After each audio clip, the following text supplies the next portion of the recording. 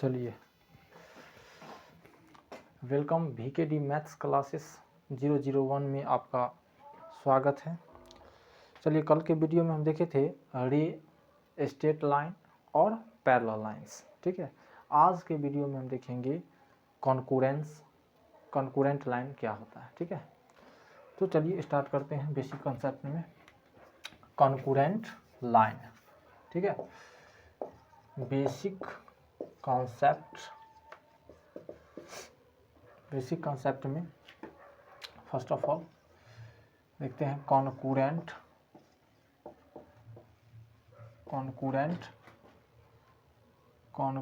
Line. Okay, concurrent line क्या होते हैं? कॉन्करेंट लाइन में यहाँ पर एस लगा दीजिए कि हमकी बहुत सारी लाइन होते हैं कॉन्करेंट लाइन में जब दो या दो से अधिक लाइन किसी एक पॉइंट से गुजरती हो, जब दो या दो से अधिक लाइन एक ही पॉइंट से इंटरसेक्ट करती हो, तब वह कॉन्करेंट लाइन कहलाती है। जब दो या दो से अधिक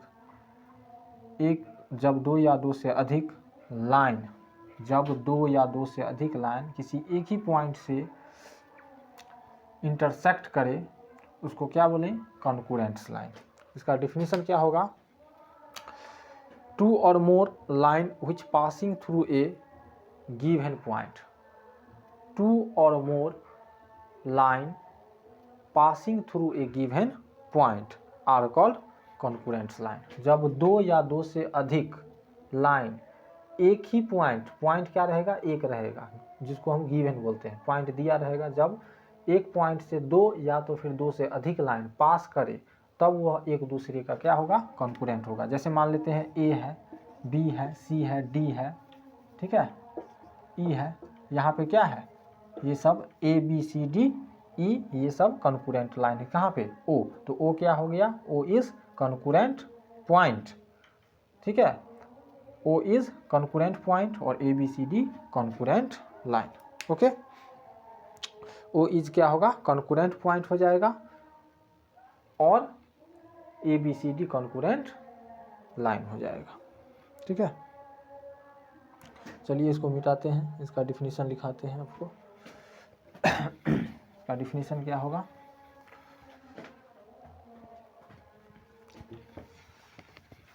इसका डिफिनीशन हो जाएगा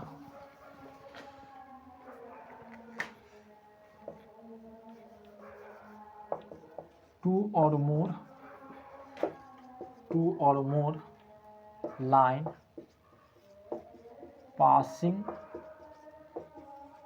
थ्रू ए गिवन पॉइंट।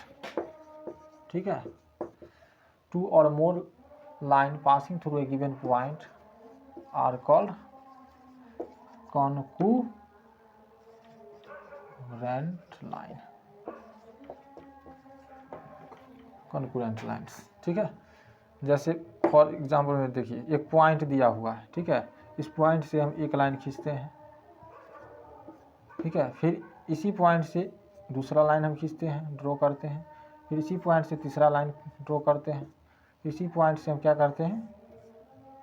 चौथा लाइन ड्रॉ करते हैं। मान लेते हैं ये ए है, बी है, सी है, डी है, ठीक है, ए बी सी डी, ये हो गया ए बी सी डी। क्या होगा? कॉन्करेंट लाइन हो जाएगा। किसी ओ पर किया, O is concurrent point. Where, यहाँ पर लिखते हैं, where A B C D C and D are concurrent lines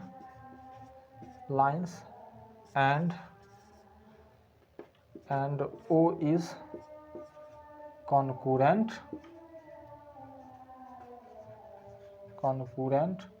point। ठीक है, O is concurrent point, CONCU। ठीक है, concurrent point। O is concurrent point होगा, A B C D concurrent line हो जाएगा। ठीक है, एक बार फिर से बता देते हैं, 2 or more line passing through a given point are called concurrent line. जब एक ही गिवन पॉइंट रहेगा, उससे 2 या 2 से अधिक लाइन पास करे, तब वह क्या कहलाएगी? कंकरेंट लाइन कहलाएगी। दूसरा नंबर, ओ जहाँ पर है, ओ को ओ क्या हो जाएगा? कंकरेंट पॉइंट हो जाएगा, और A B C D concurrent line हो जाएगा। कोई प्रॉब्लम? चलिए इसको मिटाते हैं, आगे पढ़ते हैं हम। कंकरेंट लाइन के बाद पढ़ते हैं कोलिनियर पॉइंट क्या होता है। ठीक है, कोलिनियर पॉइंट और नॉन कोलिनियर पॉइंट्स। चलिए आगे जानते हैं कोलिनियर पॉइंट्स और non collinear points.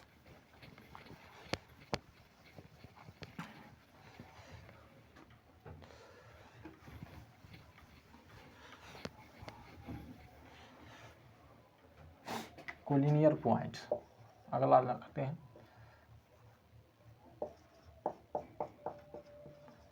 Collinear point और नॉन कोलिनियर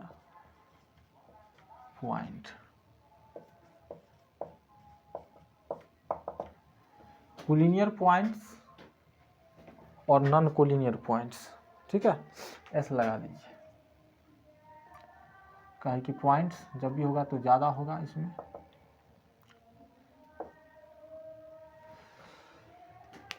कोलिनियर पॉइंट और नॉन कोलिनियर पॉइंट्स क्या होता है? पहले हम जानेंगे कोलिनियर पॉइंट्स। ठीक है, कोलिनियर पॉइंट क्या होता है? जब एक ही लाइन पे, जैसे मान लेते हैं ए बी एक लाइन है। ठीक है, ए बी क्या है? एक लाइन है। जब एक ही लाइन पे कम से कम 2 नहीं तो 2 से अधिक पॉइंट हो, मोर देन 2 और मोर, कम से कम 2 या 2 से अधिक पॉइंट रहेगा जब एक ही लाइन पे, तब वह क्या हो जाएगा? कोलिनियर पॉइंट होगा, अदरवाइज नॉन कोलिनियर होगा। कहने का मतलब ये होगा कि कम से कम कोलिनियर होने के लिए 2 या 3, ठीक है, 3 और more points on a same line, जब एक ही लाइन पर 3 या 3 से अधिक पॉइंट हो, जब एक ही लाइन पे 3 या 3 से अधिक पॉइंट हो, तब वह कोलिनियर कहलाएगा, अदरवाइज नॉन कोलिनियर। जैसे यहाँ पर ए बी एक लाइन है, 3 पॉइंट हम लिए हैं पी क्यू आर। ठीक है, पी क्यू आर लिए, तो 3 पॉइंट्स हैं पी क्यू आर, एक ही लाइन पे है, तो ये हो गया कोलिनियर। ठीक है, ये हो गया कोलिनियर। जब एक ठो हम आरो लाइन लेते हैं पी क्यू, और एक पॉइंट हम डालते हैं यहाँ क्यू, यहाँ डालते हैं आर, यहाँ पर डालते हैं एस, ये क्या हो जाएगा? कौन सा लाइन होगा? ये नॉन कोलिनियर हो जाएगा। क्यों? क्योंकि डिफिनीशन क्या कहता है कोलिनियर का? कम से कम 3 पॉइंट, नहीं तो 3 से अधिक रहेगा एक ही लाइन पे, तब हो गया कोलिनियर। और नॉन कोलिनियर क्या होगा? जब एक लाइन पर 3 पॉइंट या 3 से अधिक पॉइंट नहीं रहेगा, तब क्या हो जाएगा? Non collinear. इसका डिफिनीशन क्या होगा कोलिनियर का? इसको मिटाते हैं।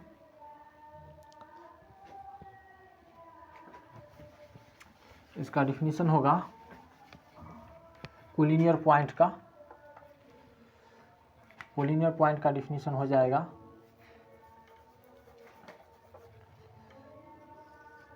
3 और more point.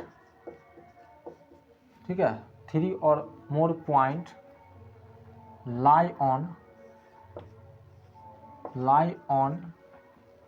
A same line.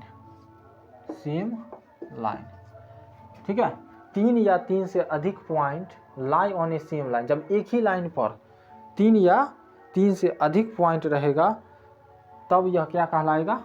Are called collinear point कहलाएगा।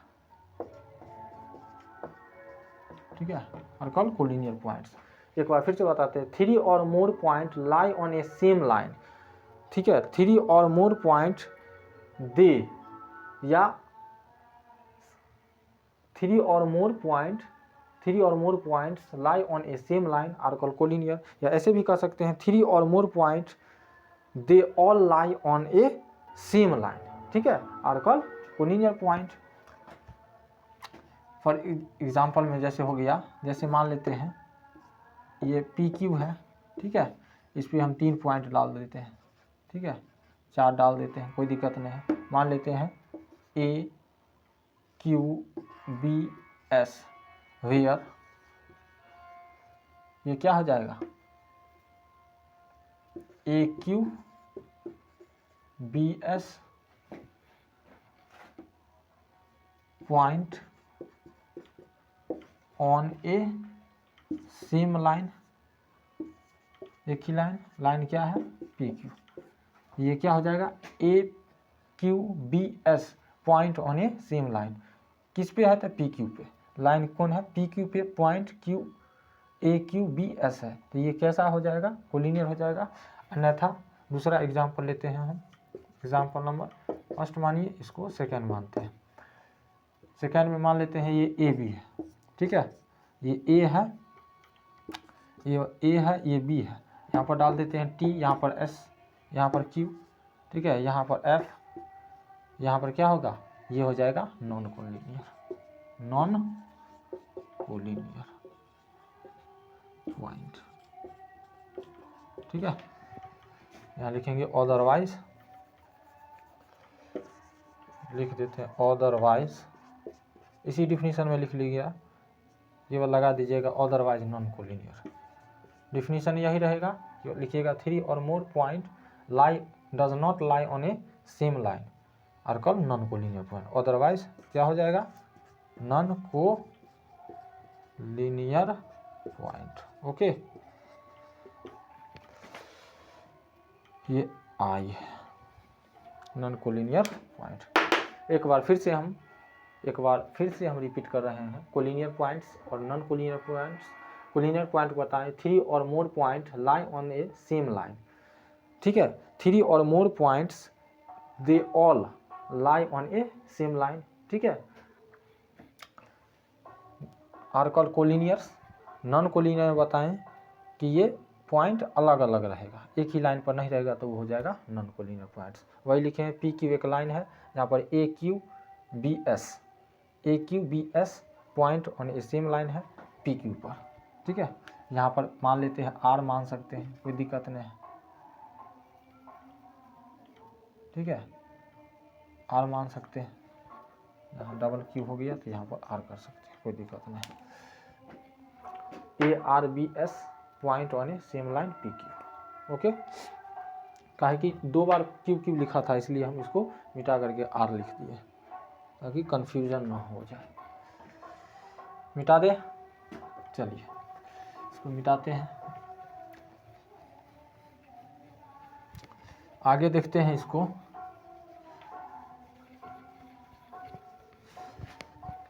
चलिए आगे पढ़ते हैं हम।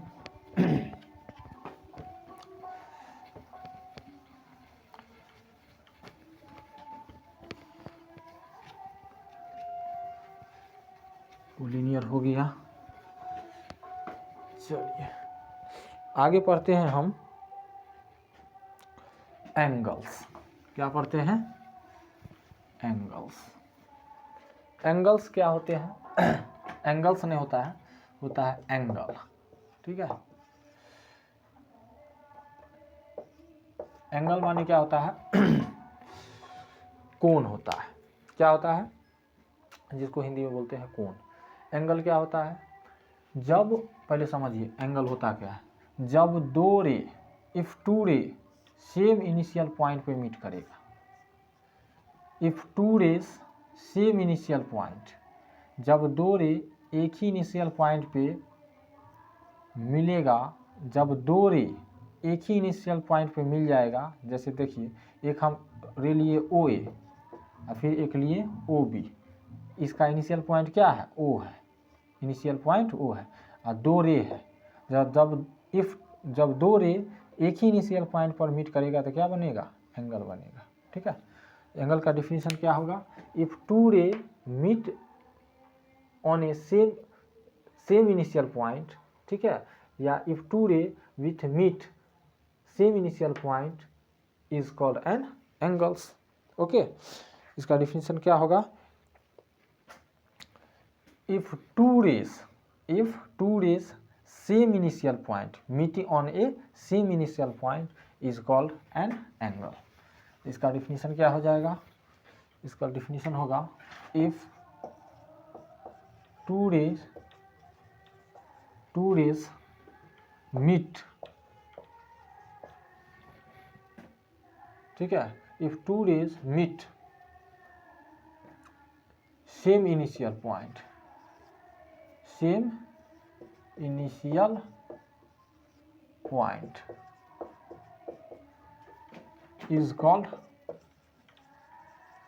is called an angle.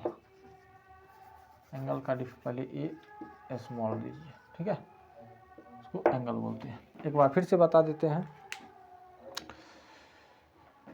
If two race, जब दो रे एक ही इनिशियल पॉइंट पे मीट करेगा तब क्या हो जाएगा? एंगल्स हो जाएगा। हम बार बार इसलिए रिपीट करते हैं ताकि आपको समझने में कोई प्रॉब्लम न हो। एक बार फिर से बता रहे हैं, if two rays meet same initial point, जब दो रे, ठीक है, हम रे लिए हैं, यहाँ मान लेते हैं बी ए, पहले समझ लीजिए इसको, मान लेते हैं इसको ए है, ये बी है, एक ऐसा रे लिए और एक ठो इसी इनिशियल पॉइंट से एक ठो और रे हम खींचेंगे, इसको मान लेते हैं सी मान लेते हैं, तो क्या हो गया? दो गो रे हो गया, ए बी और ए सी, सेम इनिशियल पॉइंट क्या है यहाँ पर? इसका दोनों एंगल का इनिशियल पॉइंट क्या है? ए है, ए बी रे और ए सी रे का इनिशियल पॉइंट ए हो गया, ठीक है, ये एंगल बन गया, ठीक है। आप कहिएगा किसी नहीं ऐसे हम काहे करते हैं, कैसा हो बना सकते हैं, तो खींचिए, कोई दिक्कत नहीं है। मान लेते हैं एक रे है, ऐसे हम खींचेंगे तब पर भी एंगल बनेगा, ठीक है, चाहे ऐसे मिटा करके हम ऐसे खींचेंगे तब पर भी एंगल बनेगा, ठीक है, मगर एंगल ऐसे खींचेंगे तब पर भी एंगल बन रहा है, ऐसे खींच सकते हैं तब पर भी एंगल बनेगा, ऐसे खींचेंगे तब पर भी एंगल बनेगा। बाकी मेजर सबका अलग अलग होगा मगर एंगल तो बनेगा ही बनेगा। बन रहा है ना एंगल? मान लीजिए कि यहाँ से हम खींच दिए, सबको मिटा देंगे, ये एंगल रखेंगे तो स्ट्रेट लाइन बन जाएगा, इधर रखेंगे तो 120 हो जाएगा, ठीक है, इधर रखेंगे तो रिफ्लेक्स हो जाएगा, ठीक है, मगर एंगल फिक्स है कि बनेगा। जब दो रे को सेम इनिशियल पॉइंट से खींचेंगे तो एंगल बनना ही बनना है, ये तय है, फिक्स है, ओके। अब उसका बशर्ते मेजर अलग अलग हो सकता है, ठीक है। तो यहाँ पर एंगल है, इसका क्या होगा? एंगल को डिनोट किससे करते हैं? द साइंबल ऑफ, ऐसे लिख लीजिए यहाँ पे, the symbol of an angle is, ऐसे एंगल का ये सिंबल होता है, ठीक है, ऐसे लिखिए एंगल, ठीक है, the symbol of an angles, ऐसे कर दीजिए, ऐसे लग जाएगा, ठीक है, एंगल्स का ये सिंबल होता है। यहाँ पर लिखेंगे एंगल ए बी ए सी, ठीक है, बी ए सी, या हम ऐसे भी लिख सकते हैं एंगल सी ए बी, ठीक है, दोनों तरफ लिख सकते हैं एंगल बी ए सी या सी ए बी। जिस एंगल को लिखना होता है उसको हमेशा बीच में रखते हैं, यह एंगल लिखने का टेक्निक हो, हम आपको बता देंगे आगे की वीडियो में, मगर फिलहाल अभी इतना ही जानिए कि जो भी एंगल लिखते हैं ना, तो एंगल को हमेशा जो एंगल लिखना होता है, ठीक है, उसको हम बीच में रखते हैं। जैसे ट्रायंगल में हम आपको बताएंगे, किसी ट्रायंगल में कैसे एंगल लिखेंगे उसको हम आगे की वीडियो में आपको बता देंगे। फिलहाल में अब इतना समझिए कि यहाँ पर दो रे है, बी ए और ए सी, ठीक है, बी ए और ए सी दो रे है, इसका मीटिंग कहाँ पे हो रहा है? ए पे हो रहा है, इसका क्या हो जाएगा लिखने का टेक्निक? ए बी सी और सी ए बी, दोनों में से आप कोई एक लिख सकते हैं। कोई डाउट हो तो आप कमेंट्स में ज़रूर भेजिएगा लिख करके। इसको मिटाएं, चलिए मिटा देते हैं।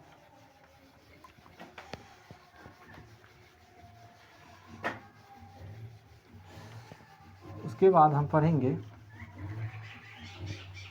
टाइप्स ऑफ एन एंगल, ठीक है, एंगल्स के प्रकार। एंगल्स के क्या पढ़ेंगे, प्रकार पढ़ेंगे।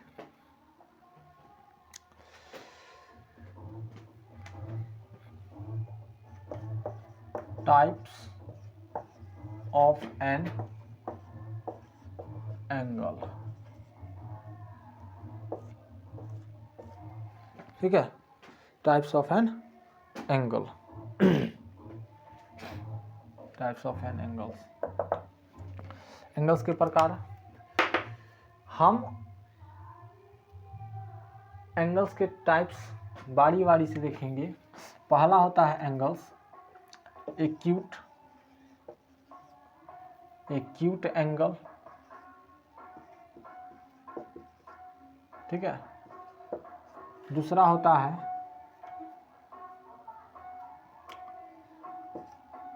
ऑब्ट्यूज एंगल, ठीक है। तीसरा होता है स्ट्रेट एंगल,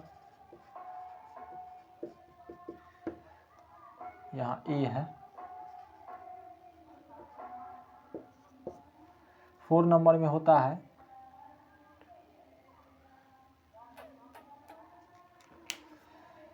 एक बीच में छूट गया है, आपको इसको ऐसे लिख लीजिए।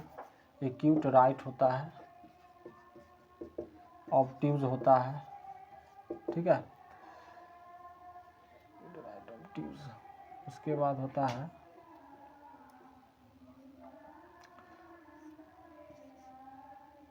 स्ट्रेट होता है, ठीक है, स्ट्रेट होता है, acute right obtuse straight reflex. उसके बाद होता है कंप्लीट होता है, ठीक है। ये होता है, एक होता है 0 डिग्री एंगल, उसका कोई मेजर नहीं होता है, ठीक है। इसको बारी बारी से पढ़ेंगे। एक बार फिर से बता देते हैं। Types of an angles, angle के प्रकार। पहला हो गया एक्यूट एंगल, दूसरा हो गया राइट एंगल, तीसरा हो गया ऑब्ट्यूज एंगल, 4th नंबर में हो गया स्ट्रेट एंगल, 5th नंबर में रिफ्लेक्स एंगल, 6th नंबर में हो गया कंप्लीट एंगल। इसको बारी बारी से सभी का डिफिनीशन हम आगे के वीडियो में हम डिस्कस करेंगे। Thank you, have a nice day.